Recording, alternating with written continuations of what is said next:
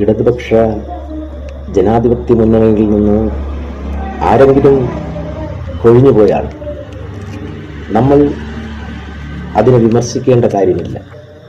നമുക്കറിയാം, മരത്തിൽ കൂടുകൂടുന്ന പക്ഷികൾ അത് അതിൻ്റെ മുട്ടയിട്ട് വിരിയുന്ന സമയം വരെ ആ മരത്തിൽ അത് സന്തോഷത്തോടു കൂടി തന്നെ ജീവിക്കും.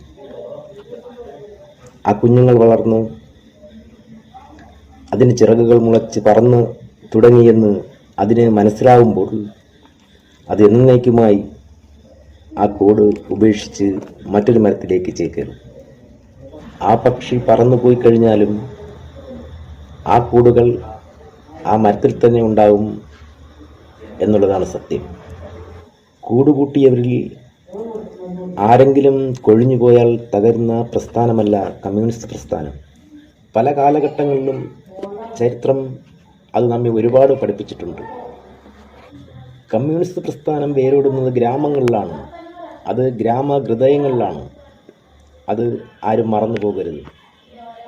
നിങ്ങൾ ചിലപ്പോൾ ചിന്തിക്കും, ഇത്രയും ജനകീയ ഭരണം നടത്തിയിട്ടും എന്തുകൊണ്ടാണ് ഇവിടെ കമ്മ്യൂണിസ്റ്റ് പ്രസ്ഥാനം ചോദ്യം ചെയ്യപ്പെടുന്നത്?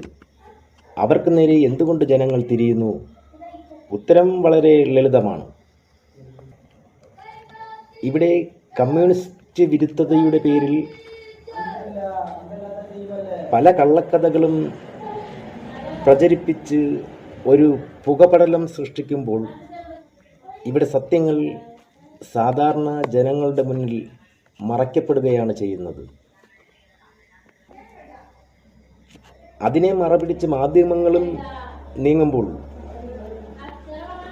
ഇവിടെ ശരി ഏതാണ്, ഇവിടെ തെറ്റേതാണ് എന്ന് മനസ്സിലാക്കുവാൻ ജനങ്ങൾ ശ്രമിക്കുമ്പോഴേക്കും ഇവിടെ ജനാധിപത്യം അട്ടിമറിക്കപ്പെടും എന്നുള്ളതാണ് സത്യം.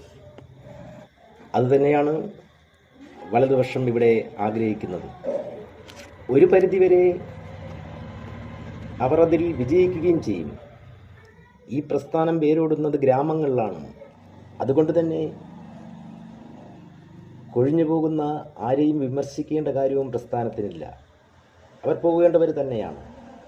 അവർ പൊയ്ക്കൊള്ളട്ടെ.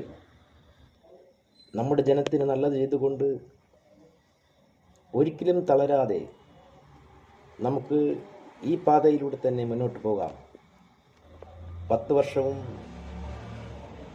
നമ്മൾ കൊണ്ടു നടന്ന ആശയങ്ങളും നമ്മുടെ ആദർശങ്ങളും ഇനിയും മുന്നോട്ട് പോവുക തന്നെ ചെയ്യും, ഒരു സംശയവുമില്ലാതെ.